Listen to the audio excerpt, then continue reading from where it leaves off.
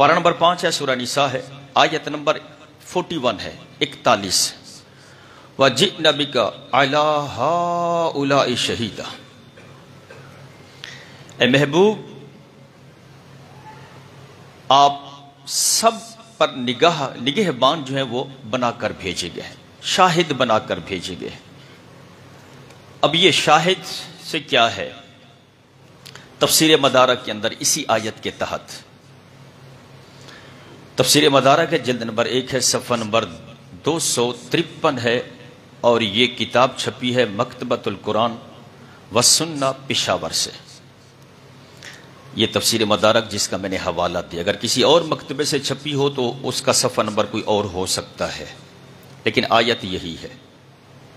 کسی بھی مکتبے سے چھپی ہوئی کتاب تفسیر مدارک اٹھا کے اسی آیت کے تحت آپ دیکھیں تو یہ عبارت موجود ہے کہ اے شاہدن علی من آمن بالایمان وعلی من کفر بالکفر وعلی من نافق بالنفاق، کہ آقا کریم علیہ السلام کو جو اللہ نے شاہد بنایا ہے، نگہبان بنایا ہے، وہ کس معنی میں ہے؟ فرمایا کہ میرے حضور جو ہیں یہ مومنوں پر گواہ ہیں، کس لحاظ سے؟ ان کے ایمان کے لحاظ سے۔ کافروں پر گواہ ہیں ان کے کفر کے لحاظ سے، اور منافقوں پر گواہ ہیں ان کے نفاق کی وجہ سے۔ میرے حضور مومنوں کے ایمان کے ہر درجے کو بھی جانتے ہیں، کافروں کے ہر درجے کو بھی جانتے ہیں، اور منافق کی ہر علامت سے بھی۔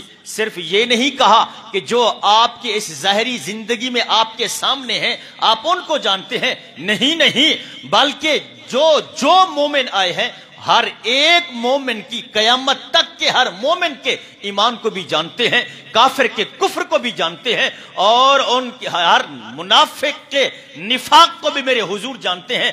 اللہ نے یہ سارا علم اپنے محبوب کو عطا فرما کے شاہد بنا دیا ہے۔